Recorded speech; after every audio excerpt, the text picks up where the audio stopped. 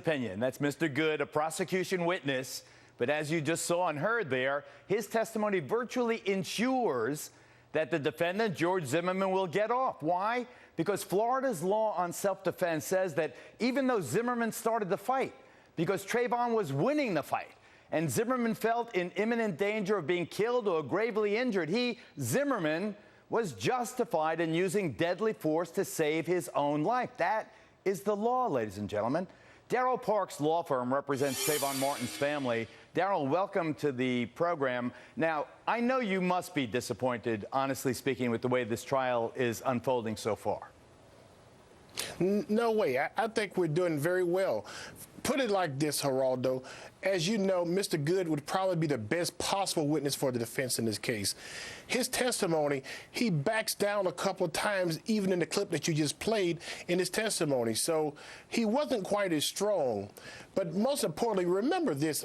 Also within that same testimony that he gave in court, he describes the interaction between Trayvon and George Zimmerman as a tussle and as wrestling. So the whole injection of MMA style was really more so Mark O'Mara on cross-examination trying to make that a major point in the case.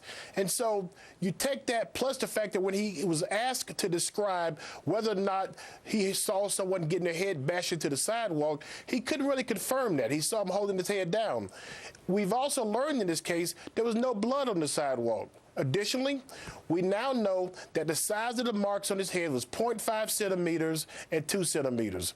And so I don't believe that describes a situation that requires you to use a gun to allegedly save your life, especially in light of the fact that you knew that you had already called the police and the police were on their way. I disagree, Darryl. I'm sorry to say. I understand how you would like that to be the way the jury is perceiving the testimony of Mr. Good. But I tell you what, his testimony says that Trayvon Martin is on top, and then MMA style, he's pummeling the guy on the bottom. I mean, come on, Darryl. It is. Remember, wait a second. Remember this. George Zimmerman has to reasonably believe that his life is in danger or he will be gravely injured. You can't tell me, Darryl, that a man on the bottom being pummeled by a young man who's bigger than he is cannot reasonably feel that he's about to be gravely injured or killed. Geraldo, you just made a huge mistake. We now know that Trayvon Martin is around 150 mid, and George Zimmerman weighed over 200 pounds, right? So Zimmerman's 5'7", and Trayvon's over 6 foot. And he got him down, but obviously. Also, he got him on his back. He's in the grass. He has wet back. I have no dog in this fight, Darryl, but I'm telling you that I understand the law. The law says if he reasonably believes he's in imminent threat of being gravely injured or killed, he can use deadly force. That's what the law says in Florida, right?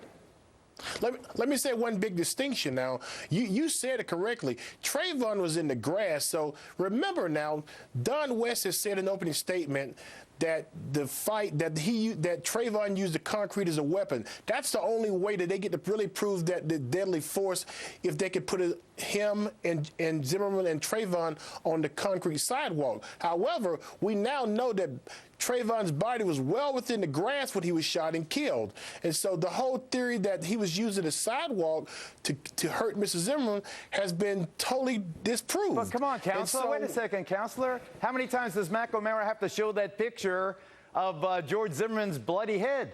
The grass didn't make his head bleed. I mean, I know this is a wonderful family. Trayvon Martin's family is a wonderful family. They deserve justice. What George Zimmerman did is morally reprehensible in following this guy.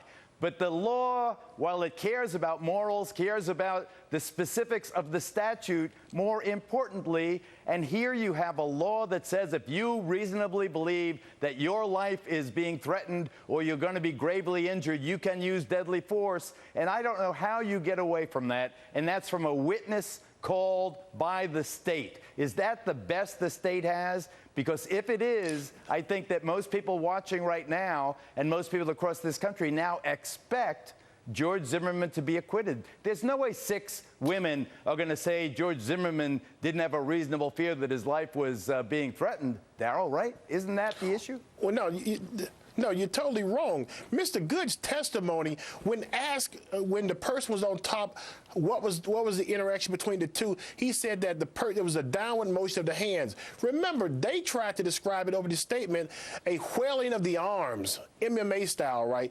They realize that they can't get the level of interaction to MMA style ground pounding, which they have not proved. The facts don't support it. He describes it as tussling and wrestling. Yes, a few punches were being thrown, but he testified he couldn't even say whether or not the punches were landing or not.